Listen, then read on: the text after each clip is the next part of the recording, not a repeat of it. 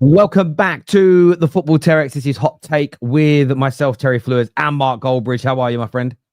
Yeah, good. Looking forward to it. Always a different type of content to react to stuff. So looking forward to it. I've got no idea, as normal, other than I know this is going to be Newcastle related. I'm worried that people might say we look alike, but it's just glasses. That's all. People always say that. If you wear glasses, you look like... I mean, people say you look like Deirdre Barlow just because she wore glasses. So, yeah, we don't look alike. But I know it's Newcastle related, and that's not just because Eddie Howe's behind him. No, yeah. I mean, you haven't got the porn star tash either, to be fair. You know, yeah, who has a tash these days? I know. I tried doing it for Movember once, but I look like a danger. I was like, I can't. I look like a danger. It's not. I think moustaches on young men is very strange, unless you're French. For some reason, it suits the French. That's about it. Or if you work in an independent barista coffee shop or like a hip barber. Yeah, where they take 3.5 hours to cut your hair. I went to one. I went to one of those Sunday to get my hair cut, and I tweeted while I was sitting there, how long does it normally take for a haircut? They doesn't quite a normal trim. An hour and 10 minutes he was cutting his hair, and I'm watching it going, I'm really busy. What the 15 minutes it should take? That's my view, but maybe I am old. Listen, viewers, we've got loads to talk about today. We're talking Beleba to Man United. We're talking Isak to Liverpool. We're talking Eze to Arsenal or Tottenham. So there's transfer talk in there. We're getting Mark's hot take on those. Plus, we've got some great videos to react to as well, connected to these transfers, looking ahead at the season. It's a very different show, as Mark said at the top, compared to most other channels. It isn't just our opinions and reacting to the news. It's listening to the hot takes from other people. And, of course, reacting to yours in the comments section as well. I want to say hello to Mojo. I always see you over on the United Stand, actually. And thank you for becoming a member here. It's great to see the communities sort of supporting each other in that way. So big thank you, Mojo, for becoming an official member. Before we get into the transfer news, and we will get into the transfer news, I wanted to play this video here. From my friend from Pictures. So I say my friend, I don't know him, but let's play it. Let's have a look. Has Eddie Howe been playing 8D chess this whole time? So first we make a move on Mbeumo, knowing that will force Man United to play their hand. Man United spend all their money on him. So we move on to Ekitike, driving up the price for little old Liverpool. Funnily enough, this means Liverpool can't afford Isak. He leaves Arsenal just to do an Arsenal. They'll fuck it up on their own. And suddenly no one has money and no one needs a striker. So what does Eddie Howe do? He moves in on his real prime subject. Man United can't afford to compete. Liverpool have Ekitike. Shit. And Newcastle have the best strike force in the Premier League. Oh, that's right, baby. I'm talking 4-4-2. What's stopping this Newcastle side from winning the league? Isak, Sesko, Gordon, Elanga. Woo! I mean, that basically is just an example of how to make content that you don't believe in the hope that you're going to get views. I mean, he doesn't believe any of that. I mean, I've played the game. I've done acting. I've interviewed criminals, and he's just a bad actor. He don't believe any of that. He don't believe any of that. That fair play. It's probably had millions of views on TikTok, but he don't believe that. You can tell by his eyes. He just doesn't believe it. It's total bullshit. Like, I've seen some Geordie reactions. Some of them are brilliant. Like, and that is just Crimea River bitterness. And you know, I understand that we've all been there, but you don't believe that. Talking out his bloody arse. Yeah, the copium's crazy. I saw one of the guys from Towie, Scotty T, not Towie, Geordie Shore, Scotty T. I used to love watching a bit of Geordie Shore when I was younger. He put out a tweet. I can't even lie. It was the maddest tweet I've ever seen in my life. In amongst all of his crypto pushing, he literally said, "Where is it? Where is it now?" Where's it gone? Because his tweet, this is what he said. He went, "Check out this narrative." He said, Newcastle had a poor transfer window. Everyone's rejecting them, in quotations. We needed a goalkeeper, got one. We needed a centre-back, got one. We needed a right winger, got one. Striker and central mid still to go, and Isak is staying. Now Liverpool, who have spent hundreds of millions, have holes in their defence, and more holes in their defence than an effing sponge. and their captain is saying they need a striker weeks after they signed one for a huge fee. And we've had a stinker. They've got one striker. Let's get the other one they wanted so they have no depth. No wonder they have lost twice at Wembley in a row. Still looking for Mo Salah's penalty. And we've just taken the greatest youth product, their greatest youth product too. What a time to be alive. I just honestly read these things and it's like they're having breakdowns, these Newcastle fans. They're having actual breakdowns. You know what Newcastle are as an analogy? It's a bit like your mates with Liverpool, right? He lives next door. He's got a Ferrari, this, that, and the other. You get a bit of money, and you're speaking to him, and he's like, "Oh yeah, I might be married, but I'm off out. Or I'm off out on a Friday, always pulling women." So old Newcastle go leave the wife at home. They're off down the club. They're there having a bit of a dance, going up to loads of women. Hey, do you fancy a dance? No. All right, next one. Do you fancy a dance? No, no. Do you fancy a dance? No, no, no. You go home, and then you can find Liverpool in bed with your missus. No, mate, and that's what's happened to Newcastle, rightly or wrongly. They've tried to go. Fair play. They've had a go, but whilst they've had a go, they're also going to lose Isak to Liverpool. So it's they've not master planned it at all. No, and they're going to have to probably. I like Newcastle. I've always liked Newcastle, even when we nearly lost the league to them. I liked Newcastle, but they've had a go at trying to be something. They're probably running before they can walk. Like they probably should have gone for Wizza and Ollie Watkins, but they tried to go Ekatike, they tried to go Sesko, they tried to go Delap, they tried to go for players that were always probably going to choose Chelsea, Man United, and Arsenal. So they just need to. They're in the Champions League. If they can get in the Champions League again, then one day they probably will be able to do that. But yeah, but no, I totally agree. I mean, there was a big update this morning from Ben Jacobs, along with, of course, the Ornstein bomb about the player not wanting to integrate.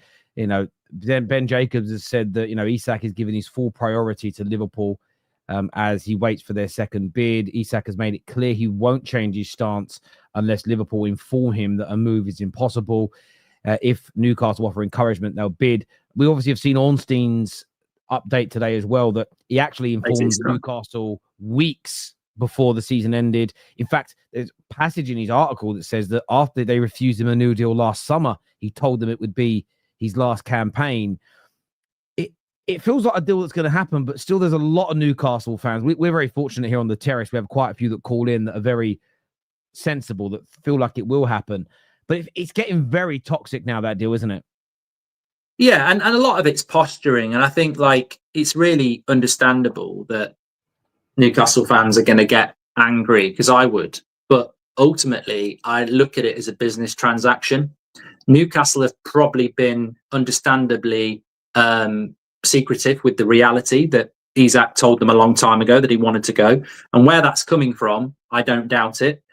I understand why Newcastle kept it quiet, because it's in their interests that they retain the value of Isak until they've got the replacements in.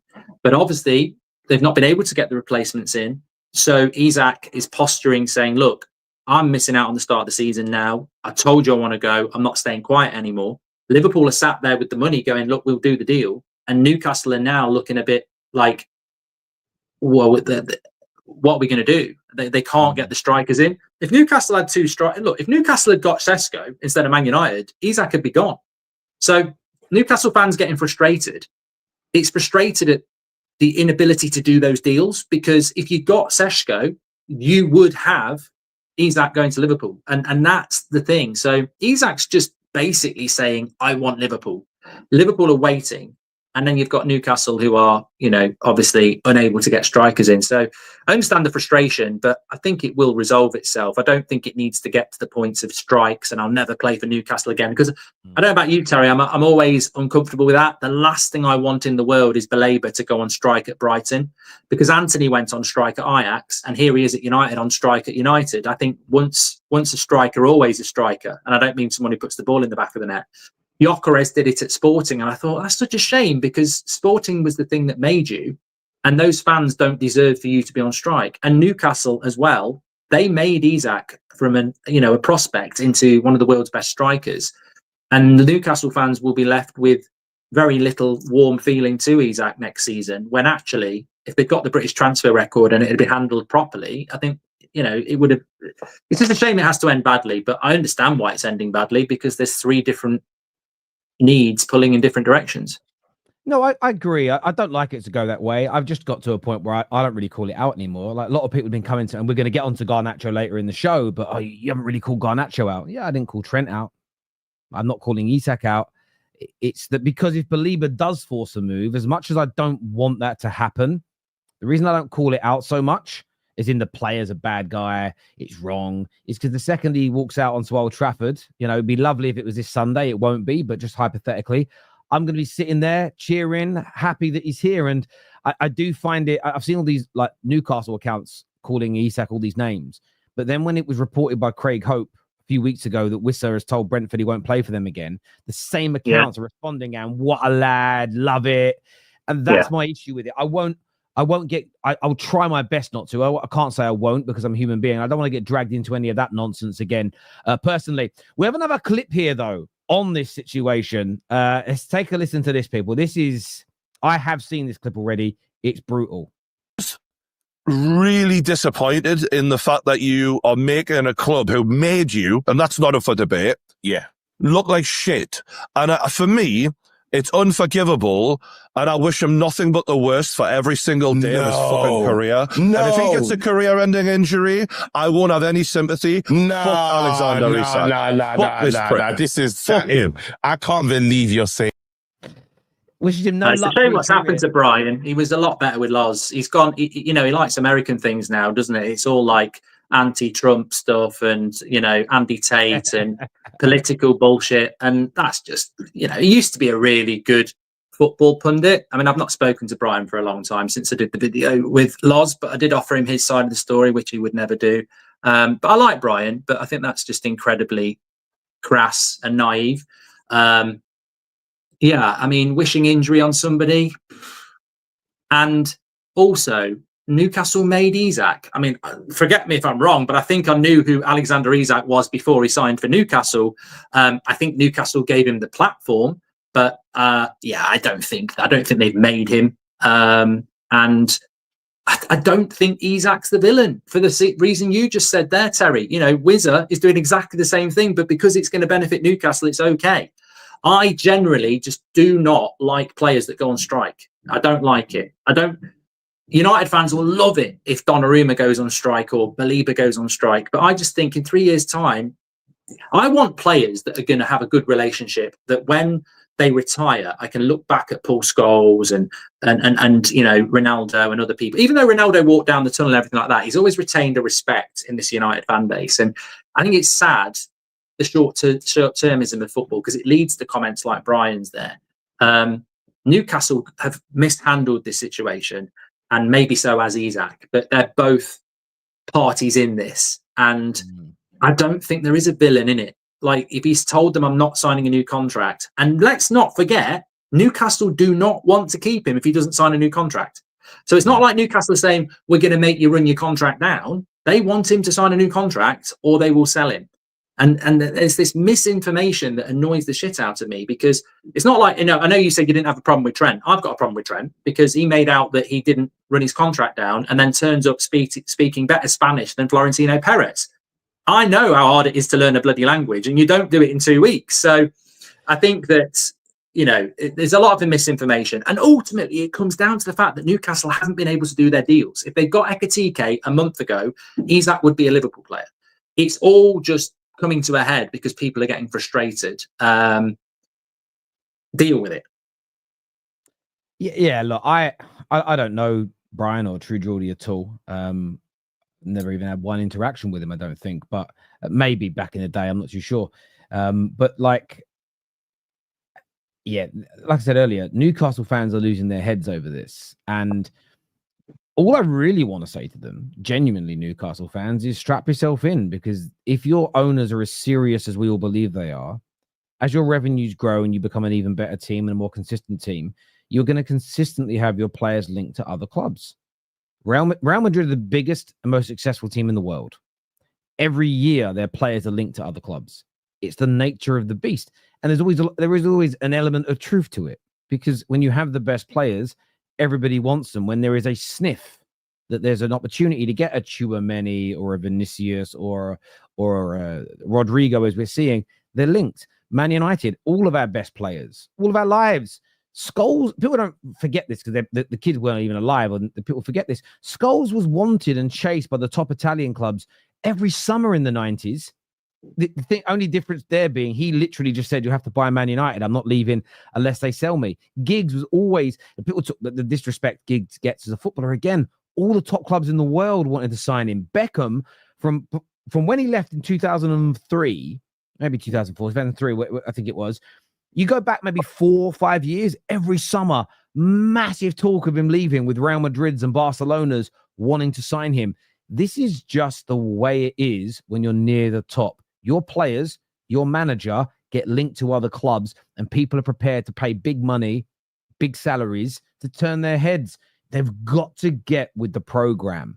You've got to, because one thing I've noticed in Newcastle fans online, and this is what I find really weird, you're online giving opinions on public platforms, X, Instagram, YouTube.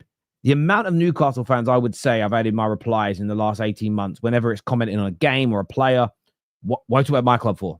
Why talk about my club? Why talk about my club? Just focus on your own. That for me is just, it shows the mentality of a percentage of that fan base and a percentage of that club. You're not ready yet to be a big team. Wait until you've been good for a number of years and you have a little fall off. Wait till you see what the media says about you. You're going to lose your minds, guys. You've got to step up. That's my hot take on that. You've got to stay more relaxed on that one, in my personal opinion. Viewers, make sure like buttons have been hit. If you haven't done that already, we want to try and hit 2,000 likes whilst we're live on this show. Nearly 5,000 people watching. So get that like button hit. Turn on those bell notifications as well. Now, I want to stay with Liverpool, actually, because it's topical. I saw this clip after their defeat to Crystal Palace at the weekend, talking about Van Dijk. So a nice little bit of football here to speak about. Let's listen to what was said. Right now, Virgil van Dijk is going to have a poor season, and you can clearly see that in some ways he's getting older, his timing's a little bit off. For the equalising goal, if you look at his positional play on the equalising goal, he's trying to play offside when all of his teammates around him are 2-3 yards beneath him. Lack of communication, lack of organisational skills, and what's Virgil's most important part? His leadership quality, the way he communicates with his players. You've got to make sure everyone's on the same wavelength. If you don't have that, you're absolutely screwed. I just thought Virgil looked vulnerable. And then the challenge in the first, for me, it's just, you have the lead in the game like this. Why are you handing it back? To me, it was Virgil van Dijk giving away the penalty kick. Virgil van Dijk out of position for the equalising goal. And I think that's a vulnerability that Liverpool are going to have to deal with. Didn't know Fabio Cannavaro was Scottish. Who is he? I don't know who he is. It's for CBS. I don't know who he is, to be fair. What I also thought is having your tie over your jumper like that is very 2004. It's a very 2004 look he's got here. But look, Van Dijk was at fault for both goals. Do you think that equates to he's going to have a bad season? I'm already hearing names like Virgil van Decline and these things come up from fans, which is quite a good little take at quite a good name. But Van Disney, yeah. It's what do you make of it? Do you think he could have this bad season people are predicting? This is where I detest analysis of football. And look, I'd love to have TV rights to analyze it because I think it would be great for fan content. But this is where I think the mainstream almost try to be what modern football conversation is, but ridicule themselves. I watched that game. Van Dijk does step up and the rest of the defence doesn't. But I could probably tell you 10 examples of other top defenders doing that in one game. It's a 90-minute game. Sometimes you go and everyone else doesn't go, and it makes you look stupid, but it doesn't mean he's finished. As for the penalty, it's a challenge you have to make. I think Saliba makes that challenge and might miss it as well. I guarantee you Liverpool's defence will be one of the best defences in the Premier League. And people are talking about it. Even Carragher was talking about it. And he did a tweet on the game it's worrying. It's the same thing I've seen all pre-season. It's the Community Shield. It's pre-season.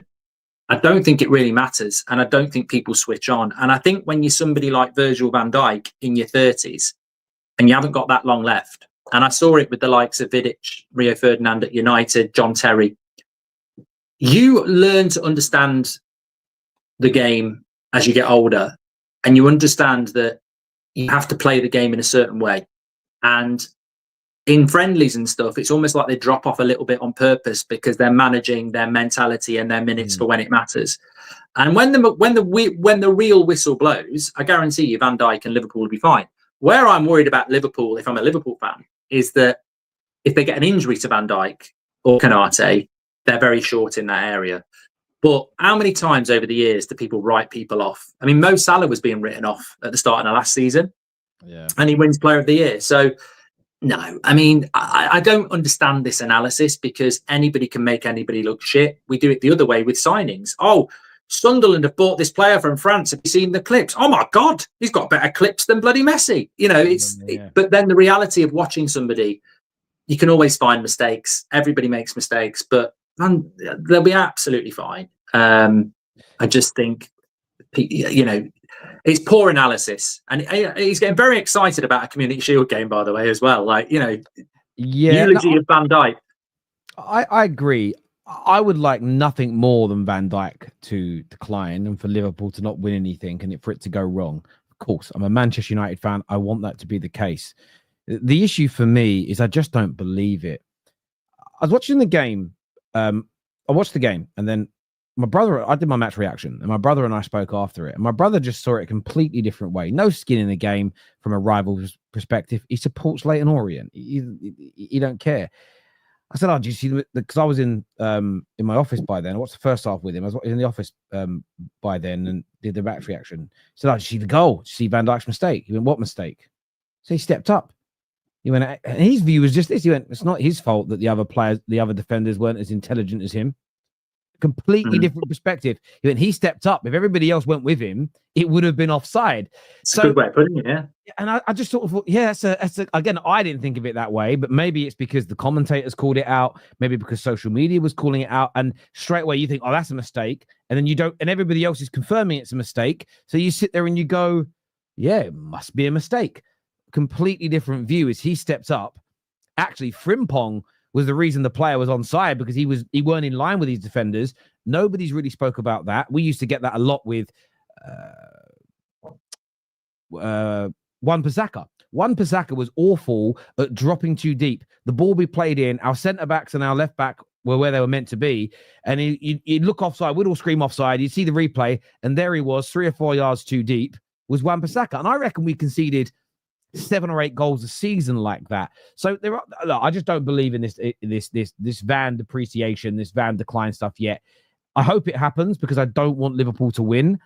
But at this end of the day, the only thing they've been a little bit susceptible to this preseason is counter-attacks. And I'm going to put this bluntly. I'm glad there's a chink in the armor. I'm glad there's a weakness because I think, Mark, it means we're going to get an interesting season. If everybody can be beat, if everybody's got a slight flaw, a hole in their squad, or not a good enough attacking midfielder, not a good enough striker, or a little bit susceptible to counterattacks, I think it just means that although the best teams will be the best teams, there's always a little opportunity for some drop points here and some drop points there to keep this title race alive. So personally, I like how it's looking right now. I think it's going to be, I'm not sure about you, I think it's going to be a phenomenal season. Yeah, I'm really excited about it. I can't wait for it to start. And the thing is, it's like, I don't know, I think people go chasing narratives because your brother's absolutely spot on. The captain and leader of that team is Van Dijk. If he steps up and says, get out, and no one else does it, is it Van Dijk's fault? You know, if the leader says, we're doing this, and people don't do it, is it Van Dijk's fault? Like, you know, it raises a good point. But also, Liverpool always, under Klopp and under Slot, play a high line. They suffocate you high up the pitch. That's what they do. So there is always the ball in behind. And that's why, for me, Alisson is the best goalkeeper in the world because he's a fantastic sweeper keeper. So there is always a vulnerability to Liverpool if you're brave. And Crystal Palace are one of the best transitional teams in the league. I mean, the thing that makes me laugh is that was a fair result. Like, and people were almost like, oh, Liverpool are in trouble. Crystal Palace beat Man City in the final. They stuffed Villa in the semi-final. They stuffed Fulham at home, at Fulham. All good teams last year. Crystal Palace are a very good side that probably will get decimated now because of what's happened in Europe. But yeah, that was their best team as well, Palace. Like, they're a good team. And it's pre-season. I wasn't surprised by anything on Sunday, and I wouldn't be worried about it if I was a Liverpool fan. No, very much the same. They're probably going to add Isak to this team as well, so they'll have more firepower. Plus, it is going to still take them a little bit of time to integrate these new players. Yes, they have their core that's remained, but Wirtz is going to build relationships. You know, Ekatike scored his goal and did very, very well. Their fullbacks Wasn't their best midfield either. That wasn't their best midfield. Yeah, exactly. There's loads of things to come. I'm not just, again, I'd love to be wrong and them to not be good, but I'm just not going to labour under any sort of illusions or delusions that Liverpool are going to be they bought too much, they've spent too much. You know, the same because of it's all because of Aubameyang. Because Aubameyang got a new deal and fell off. Everybody now assumes that when you start paying a player obscene money, that they're just going to stop working hard. Mo Salah got a big pay rise 3 or 4 years ago and didn't fall off. He isn't going to fall off now. He was barely involved in this game. But Mo Salah has loads of matches like that. And in many of them, he pops up and grabs the winner. Yes, he skied his penalty. But Mo Salah's not actually that good a penalty taker. When you look at how good he is at being a footballer, his penalty taking is not great. He misses quite a few a year. So, yeah, look, it's one of those things. I wouldn't read too much into it personally. But viewers, give us your thoughts. Give us your opinion. Let us know what you think and what you feel. Currently breaking news here. LP says, reported by the Times, Isak moves out of his home to force a transfer. He's just like you and me, but he's homeless. He's homeless. I'm sure he can afford a good hotel. Yeah, you know what? He's not married to Newcastle. He's moved out the family home. He's taking the dog. Is he taking the dog with him? Is the dog with him? Where's he going for Christmas? Where's he going for Christmas? Yeah, it's. I just panicked there. I just see a picture of John Barnes come up. Breaking news. God! England legend John Barnes, and I thought, oh no, that he's facing bankruptcy. Facing bankruptcy. Which, listen, that isn't nice, but it's better than what I thought he was going. I panicked a bit then. I know he's a Liverpool legend, but I've worked with John Barnes as well. He's a lovely bloke, and I was like, oh no, he's got debt of 1.5 million. Come on. You know, if this was a Liverpool Man United legend, do you know how much the media would be writing hit pieces saying we should pay the debt off? You know for a fact that story is coming. I thought he'd pass for a second. Then I actually shit myself. I was like, oh no, not another one. Not another one. Had a lot of legends go recently. I follow this X account, Mark, that's called Morbid Facts, because I like a bit of morbid news. I like true crime.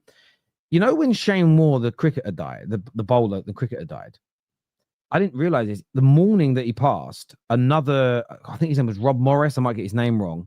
Another another Australian cricket legend who was about 20 years older, passed away. He tweeted a lovely message, what a great guy he was, how he helped me, a legend of the game. You'll be sorely missed. Rest in peace. And it was a couple of hours later, he passed away of unexpected heart attack. And sometimes in you lose these legends. I don't want to lose any more legends. I want no more legends going for a while, please. Too many recently. Too many. Imagine your last tweet though, because we're active on Twitter. Everyone is active on that. At least that last tweet is quite a good tweet because it just shows, it's a nice message. I think some of my tweets could be my last one, and it's when you're winding people up, saying, I think Rodrigo's the Brazilian Marcus Albrighton if he signs for Man City, and that's your legacy. That's your last tweet. That's your last tweet. Yeah, or just something random like I tweeted Sunday. How long does your barber normally take to cut your hair? Yeah. Terry Flewers dead. Dead at 39. I died of waiting. I died of boredom waiting in that seat. I tell you, but no, it's I did see your tweet about that. Actually, I did see your tweet, which again just didn't. Sometimes when you tweet a joke, people just don't get it. People get annoyed. I just think weird. You think after 10 years they might have got it? I'll never forget about 10 years ago. I actually tweeted. I used to just do it for a laugh. I said, I won't be tweeting this afternoon. I'm off to Ashley Young's house to play on his trampoline. And people were like, you don't know Ashley Young. He wouldn't be allowed on a trampoline. I was like, yeah, this is welcome to the world. I know. I do a lot of tweets where I try and tempt the football gods. So a team will go 2-0 up. We'll go, game's over. It's finished. And then it's 2-2. You were wrong. I'm like, no, I was hoping I was wrong. That's why I did it with when Sasha, I mean, I know Sasha Tavolieri a little bit. I worked with him, nice guy. When he said that Newcastle, Sesko had picked Newcastle, I just quote tweets, and it's over with eye emojis looking like side eye emojis. Now, I thought it was universally understood that side eye in a tweet like that sort of implied like, yes, but no, I don't really mean it. I thought everyone understood that. People were like, you got it wrong. I'm like, oh my God, you don't. I call them toaster people because I wouldn't trust these people to make toast. I don't think they have the intellect. It's crazy. Terry, have you had a hair transplant before? Yeah, 4 years ago. Got a new one. I'm getting another one done in a couple of weeks, or maybe a couple of months. I'm getting it topped up. I'm getting my redistribution topped up on my head because I don't want to go bald yet. It's as simple as that. I am. Is it like a tennis ball? The more you use it, the more it loses its hair. Sort of. Do you know what's all that's happened is the transplant stuck bang on. None of the transplants gone. It's just the non-transplanted hair in that area over the last 4 years is just slightly thinned. And I was like, I always said once I'm past 40, I'd never do it again. So I'm getting it in before my 40th, and then that's it. That's me done. But not bad. No grey yet. No grey yet for 40. So I'm happy with the colour. It's just just want to keep the. I was worried the other day actually because we were having some building work done in the kitchen, and I was bending down to get my shoes, and Seb and my wife were there, and they went, "Ooh," and I went, "What?" And they went, "You know, the top of your head is thinning a little bit," and I was like, "What are you on about?" And I did it, and I thought it is thinning a little bit, and I was like, "I'm in my mid-40s, so you know, I thought I'd survived it," and then just by chance, a couple of days later, I'd been depressed. I was looking at some pictures. And there was a picture where at Christmas, I'm sort of bending down like that, opening a present. And I could see it was a bit thin there. And I went, well, that's 10 years ago. It's just always been a bit thin there. I'm all right. Yeah, it's true. What I would advise. I was booking a flight to Turkey. Yeah, because yours don't look like getting bald. I would just use anything that's matte or powder based to like, style your hair with. It keeps it looking thicker. It's as simple as that. A bit of powder. I don't know what it's called. It's called powder. It's here it is. I've got some here. It's called Slick Gorilla. Right, it's just like a powder that goes in your hair, and it works the same as like wax or gel, but it just keeps it looking matte. So if you've got a little bit thin on top, that just stops it looking so thin. So yeah, that's what I do. But there we go. But yes, we're old men. People in the comments going, "How are you getting old?" Listen, there's a guy that started winding me up 10 years ago when it was clear I was getting bald. He was always in my comments, "You getting bald, old man, baldy." He messaged me about 3 months ago. "Have you got that link to that clinic, Terry? My hair's falling out." And I was like, "Oh." It does catch up with you, young lads. It does catch up with you, so be careful. I can't remember, like Flex used to be on the United Stand before he went off and copied it, and he didn't used to wear a cap, and we would constantly be banning words because it was like his hairline's receding more than the tide and this, that, and the other. But I think he's had it done. I'm sure I saw him about a year ago, and his hairline was here. And I was like, the tide's come in, or he's had a hairline job.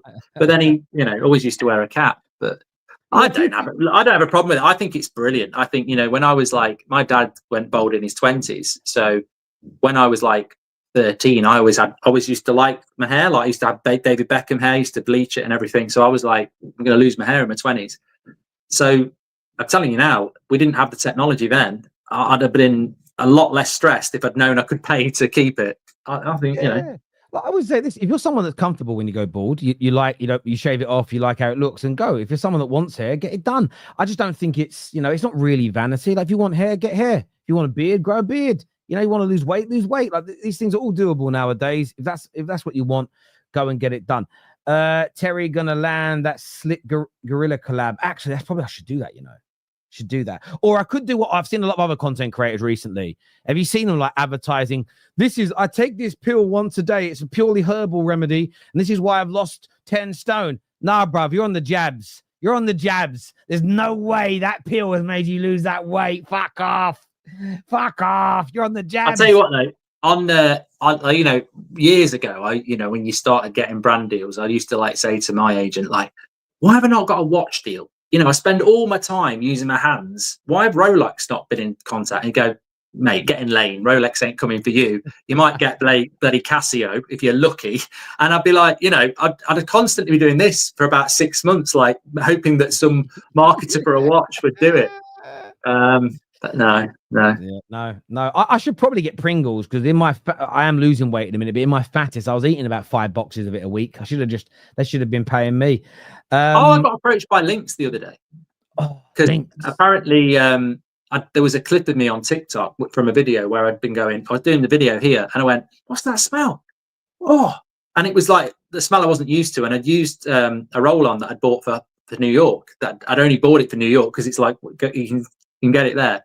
And I obviously used it, and it was a different smell. I was like, oh, you know what that is? That's Lynx roll-on. Anyway, they got in contact saying they didn't offer me bloody 6 figures. They basically said, "Can we send you some free stuff?"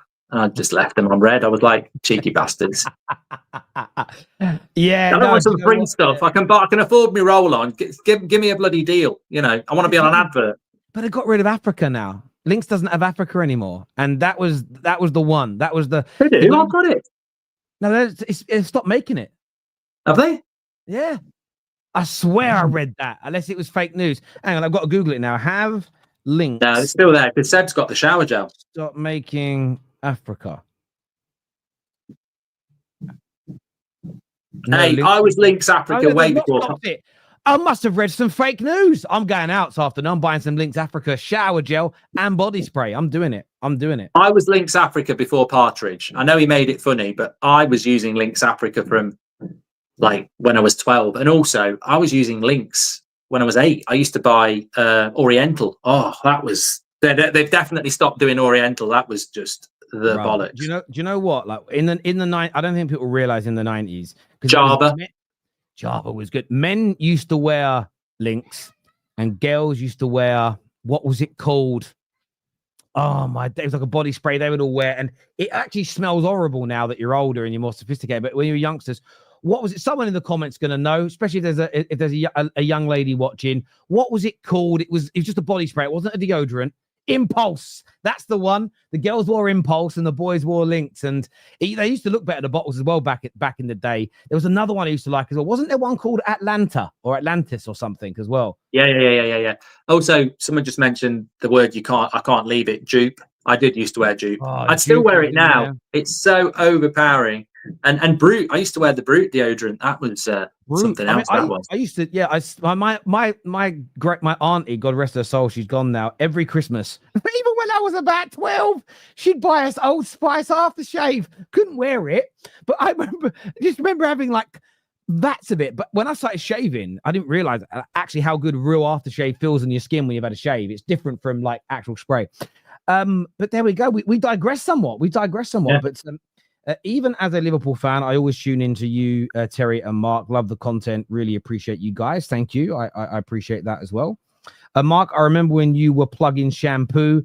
There's even a video that you made of a. Oh yeah, wash and go. Wash and go. Yeah. During the Blood Brother days, a lot of that was. We did some good stuff with wash and go. I've got my own little mini office rip-off documentary of how I made an ad. I watched it over Christmas. It's actually not bad. I wrote most of that. The original script was meant to be a comedy, and I got there on the day and I was like, this is not right. So I was literally writing it between takes. So I'm quite happy with that because it was, it might not be brilliant, but I was literally writing the script before going on stage. No, I don't. By the way, E-Link, it's not about self-vanity. It's just about making yourself feel good. At the end of the day, I was listening to a podcast where the scientist was talking about how sort of when you do things like hair transplants or you lose some weight or you buy yourself new clothes, you shouldn't do things. It can't be the only thing you do, but things like that help increase like testosterone production because you feel better about yourself, which is better for your mental health. So all these things are good for you. I feel like this show has been a support group for middle-aged men coping with aging. Very important group of people to focus on. Very, very important group of people. A huge big up to all the Toon fans in the chat. Big up yourself, Mama Flossie. This here, I would want to put this up actually. Obviously, the big news we've seen today is that Eze is emerging as a player that Tottenham may try and hijack from Arsenal. How do you see this one playing out, Mark? Yeah, I think it would be. I was sort of shocked yesterday because everyone was like, do a transfer video yesterday. I was like, no. It's my Premier League predictions video. It goes up every year, and I don't care whether Man United. Well, it wouldn't be Man United because that'd be United stand. I don't care if Liverpool sign Isak. I'm not doing a reaction because my Premier League predictions video has to get 500,000 views, and I leave it. And there was that story about Sabinho for Man City, and I was like, "Ooh, going to Spurs." I was like, "That's interesting," because I just think Pep's a killer of wingers. And then I saw the Eze story as well, but apparently they want to play him as a 10. So, because Maddison's injured, isn't he? So they would basically go Kudos right, Sabinho left, and then Eze behind, I presume, Solanke. So it's a whole new front three, even though they've still got Kulusevski, who might play in the midfield. I'm doing a watch along tomorrow night for Spurs, and obviously they won't have these players tomorrow. But I think for Eze, he probably favours Arsenal, but at Spurs, you're probably going to play every week as the 10. So under Thomas Frank, it'd just be interesting whether Spurs can sell that project, because it ain't Spurs under Ange. It's a new project. I really did think he would go to Arsenal, but yeah, I don't know. I think Arsenal have had a good window, but if they don't get an Eze or a Rodrigo, I think their fans might have a little bit of a complaint that we were always sold that there would be another player after Madueke. And if Madueke's the one, I'd sort of look at it and go, I'd rather have gone for Rodrigo or Eze. But fair play to Spurs, they're pushing, and who's to say he won't sign for Spurs? Yeah, look, I think Arsenal needs to go and make a bid here. I just think Arsenal can't allow this to happen.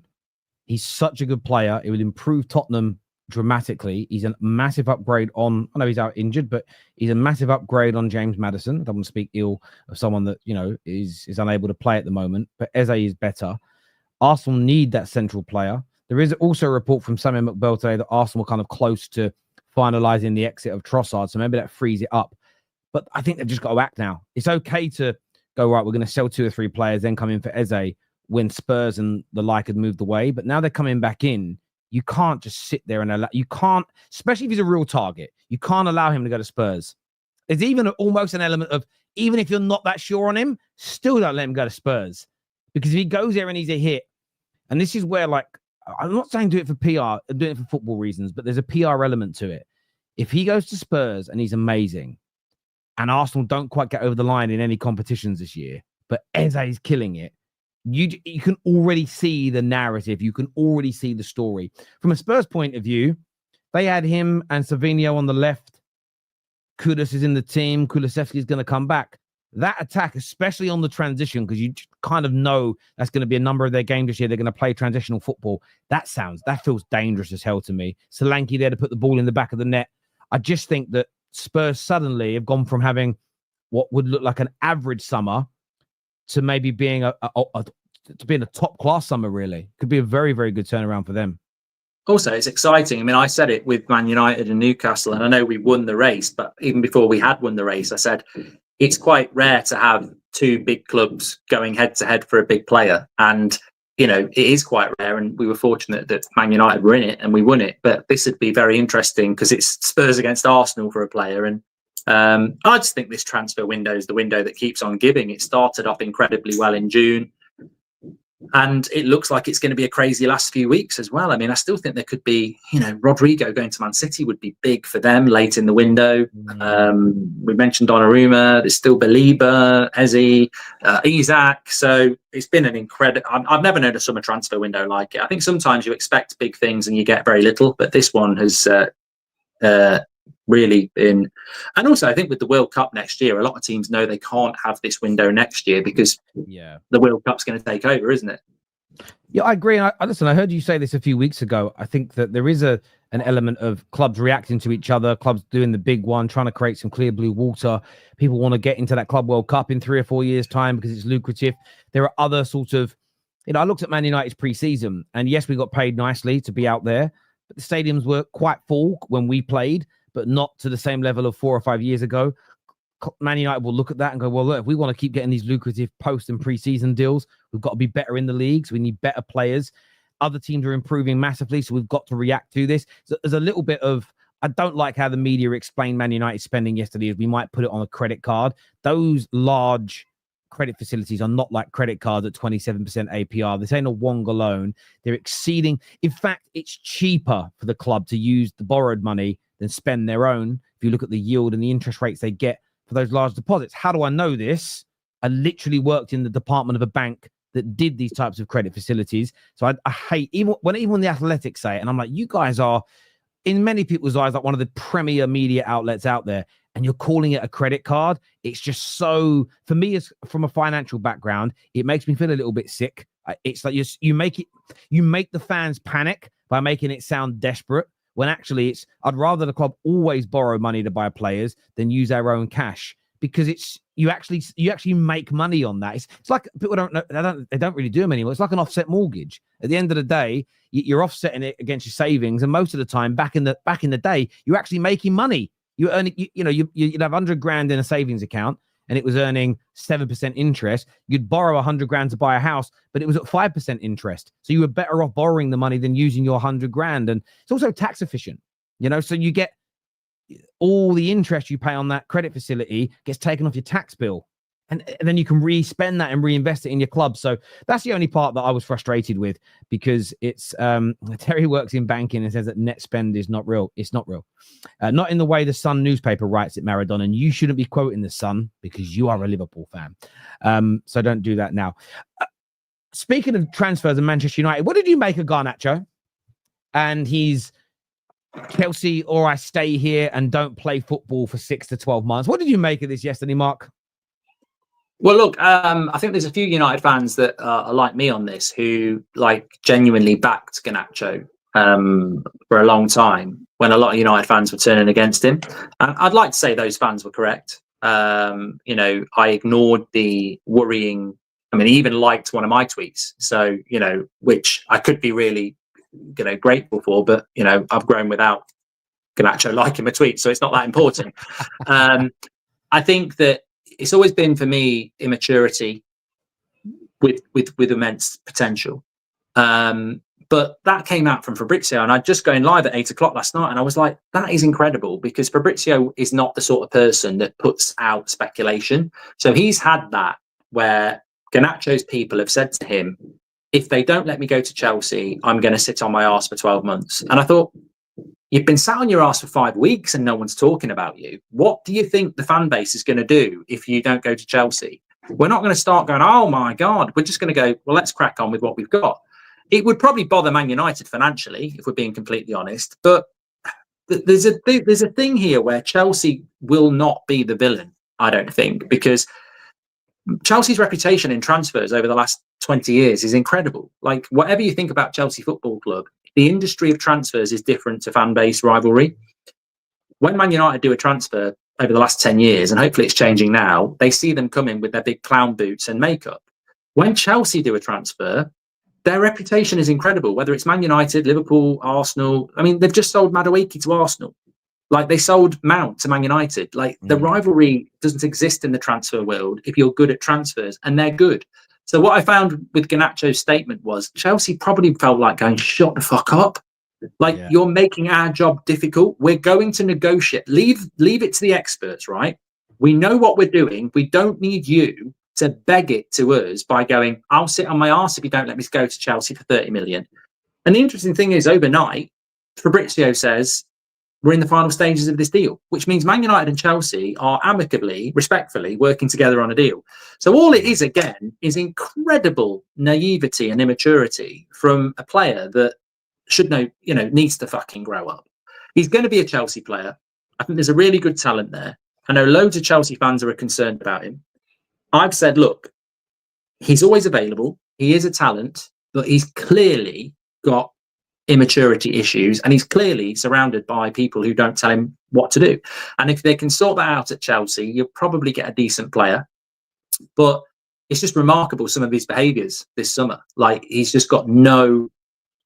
I mean, how to destroy your legacy at Manchester United. I mean, nobody likes him anymore, and lots of people did like him. I did like him, and I'm just like, you've basically shat all over the club. And again, that goes back to what I was talking about at the start.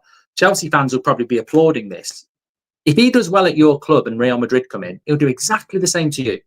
Exactly the same. And that's the concern. These small wins you have, it's never a good look when a player's behaving like that. The only thing I would say about Garnacho is he is young and he might grow up, but he's walked around in a Villa shirt.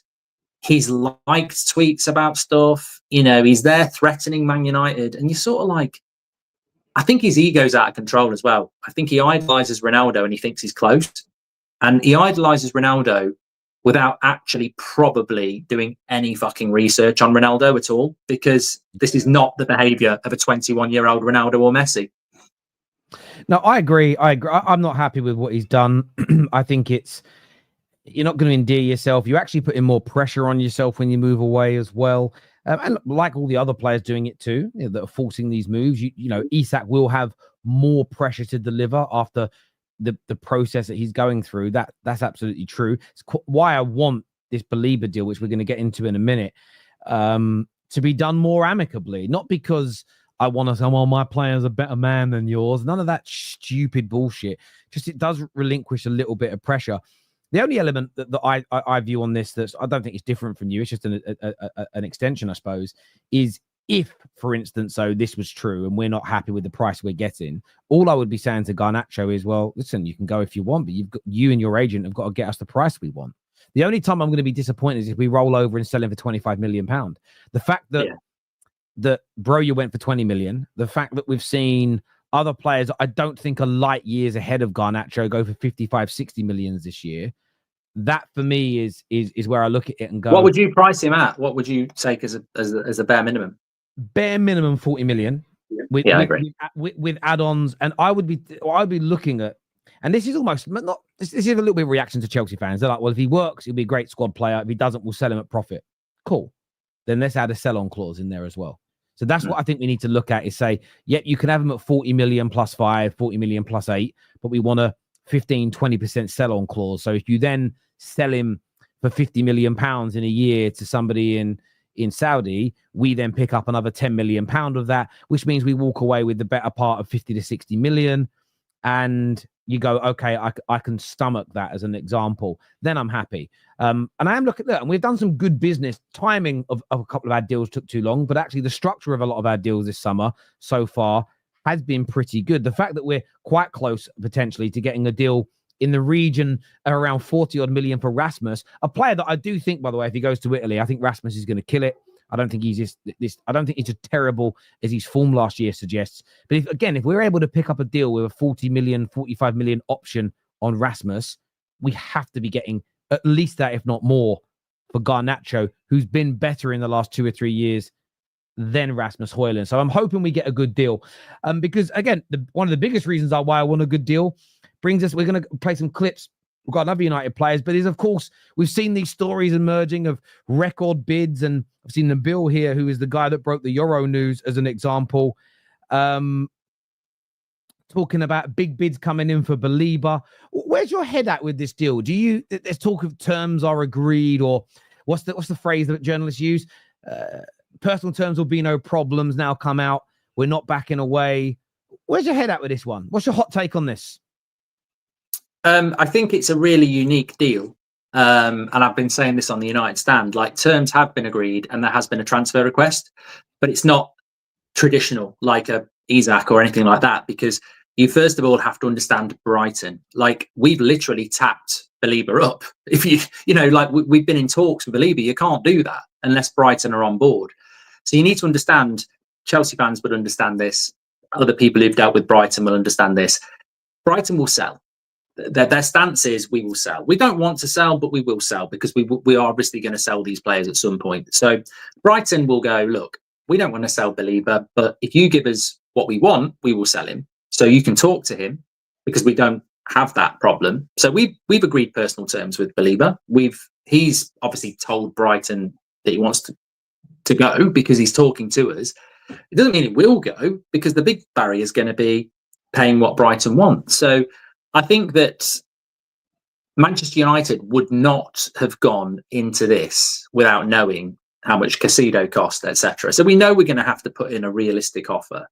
And I think we will get him, because I think that what we've learned over the last 2 years is that when Fabrizio Romano or David Ornstein drop a story about a Man United transfer, they're ridiculously well briefed. And I actually think Man United, to a certain extent, have actually utilised David Ornstein this year as almost an agent, because he's almost been the breaker before the deals really get going. So I just don't think United would.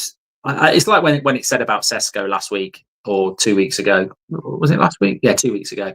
I knew we were going to get him, because Man United have briefed Ornstein that we want him, and we don't go for players unless we know they want us. So I think that as amazing as this deal is, and it's a great signing for us, and it's a huge deal, I think it will happen, because I think too much has gone on for United to go, oh, we're not paying that. And also Brighton will always have a price. So I can see something like 80 million up front and maybe 30 million in add-ons that are achievable over the next 2 years. But I think it will happen. I do. It's a weird thing because I'm very much on the heels of United's inability to behave like a big club. But I actually, when I'm always fair when I see it, and I think this deal will happen. Yeah, I'm very similar to you. I think it will. I don't think we allow that briefing to go out. Brighton haven't said that he's not for sale or it won't happen. They're saying they're determined to keep him and they would like to keep him, but they are a selling club. I think it's about now that there's an element here of a few players need to go. I think we're close with Garnacho. I think we're close with Rasmus. There's a report that's come out today that the club are now telling Anthony, look, Real Betis, I know you want to go there. They're just not making an offer. There are other clubs, there's other, in Europe and in Saudi making bids. We now need you to make a decision. I think we'll see some movement in that. And I think it was Andy Mitten and Laurie Whitwell both put something out. It was on the same podcast talking about how actually there's a lot of interest in a lot of United players, maybe not the ones that are in what they call the bomb squad, but those players have wanted to stay. And he said that there's now this realization from a lot of them. And I think the last 2 preseason games have shown them this, that they're actually not going to feature a lot this year. So their minds are starting to change, which, United, I think, have been trying to make some of these players want to leave all summer and they've not quite got the message. I think they are now doing that. So yeah, I like it. I like it. I think the deal will personally happen, and we'll be able to progress from there. On United players, I wanted to play this clip from the overlap. Paul Scholes here talking about Sesko. I want to get your view. Do you think this is fair analysis? Viewers, give us your opinions on this as well. He'll have more chance at Newcastle to develop, which he needs. Now, to be a Manchester United centre-forward, as we've found with Højlund, as a 22-year-old kid, you've got to be ready. It's got to be now. And Højlund just isn't quite good enough for that, as we've seen. But again, he's not had a chance to be developed. Him going to Newcastle might have been the best thing for him. I think as well. I think you take away the club badge. It's the Eddie Howe effect. I've said this so often. Back in the day, I mean, like now, if ever Joe Linton comes out and has a bad game, I call him Bruce Linton. Because that's the old Joe Linton. You've got this Eddie Howe Joe Linton who's completely changed under Eddie Howe. Now, you take away Newcastle, you take away the support you get in the crowd, all of that. It is literally the Eddie Howe effect and what he does to younger players and developing players. He can turn a player around and make them amazing, and this is what I'm confused about with the likes of Sesko. It's hard to turn United. You can't turn down Man United over Newcastle. You just can't. You can't. Look, Man United finished 16th last year. You finished where you did. Which club realistically is going to be successful first? Are Man United going to win the league before Newcastle ever do, if they ever do? Of course they are. So but I think that is why he wants to go there. But I'm saying from a United's point of view, he's not ready. Is it the best bit as business? I still think you're in the same boat as having Højlund. What do you make of that? There's a lot in there. Also, I think that Newcastle fan, I'm going to hit him up with my link to Turkey if he wants it. But what did you make of that? The kind of pressure there being put upon Czech. This is obviously before the agreement went through, so it's a little old, but still, the player needs to be ready. Will he get developed? What's your view on that? I think Scholes is one of the better ones when he's talking, but obviously, he sometimes misses, as do we all. Look, I think comparisons with Rasmus are a bit off because Rasmus had 1 year. His breakthrough year was Atalanta, and then he came to Man United, and then he was thrown up front at 20, not 22, with no backup striker. Like Martial wasn't fit in the year 1, and then Xerxes not really a striker. So Rasmus sort of got thrown to the wolves with very little experience, and that was a stupid idea. And United need to look at that. Sesko's coming, and also he played in front of selfish people like Anthony, Garnacho, Rashford, who won't pass. So Sesko comes in with Mbeumo and Cunha, who are Premier League proven assisters. You've then got the fact that he's 22 now, not 20. And also, he's played in the Champions League for the last 4 years, I think. So he's more ready for this than Rasmus. And also, he's got better players behind him. But where I do agree with Scholes is that if you offered me Gyökeres or Sesko, I would take Gyökeres because I do believe that United do need a striker that's ready to go. Unfortunately, you've got to be contextual. So I would say to Paul Scholes in that situation, well, are you saying Man United shouldn't have gone for Sesko then? And if so, who would you go for? Because if he then offers Calvert-Lewin up, I'm laughing. If he then offers up, Callum Wilson, I'm laughing. If he says Ollie Watkins, I'd say, you know what? I was having this conversation on the United stand a week before we signed Sesko. There's pros and cons. The trouble with Ollie Watkins is Premier League proven, experienced, but might get 2 years out of him. Sesko, not Premier League experience, but you could get 10 years out of him. So I do agree with him on a certain point, but it's not like Man United made the wrong choice. There's risks with what's left in the window. If you offer me Gyökeres or Osimhen, I'm 100% taking it over Sesko. But with what was left in the market, and remember, this is August, I think we've done the best out of a bad situation. But there's risks. Of course, there's risks. There is. I look at it this way as well. And one thing that I'd not really heard the professional part. I mean, lo and behold, Mark, the professional pundits, everything's short, sweet, quick. It's instant coffee rather than, a properly made one. And that's, when was the last time we had the manager who had a regimented system and style that he wasn't yielding from for any new player to join? For me, that gives us a much higher percentage of success. And how would we know this? Because we have 12 years of data, 12 years of objective, unadulterated fact that when every 18 months you're changing your system and you're changing your style, when managers are consistently adapting to the players as opposed to making the players fit what they want, and also buying the right profiles for the system that they have, that is not a breeding ground for development. That is not a breeding ground for players to get better. And it isn't just a case that we've ruined or helped to ruin young talent. We've had experienced players join us and not show the same quality here. There's a handful. Bruno, into these knee injuries, Latan did it. I mean, you start going, who else? Who else came in and has actually maintained their levels from their previous club? Quite a few players we signed last year. I thought Mads was very good. I thought De Ligt was very good as an example. But you start going through the players that we've signed, nearly every player has either stagnated or gone backwards, whether they're old, middle-aged, or young. Even like Christian Eriksen came in and was excellent. I know he got an injury, but then even he started to fade away.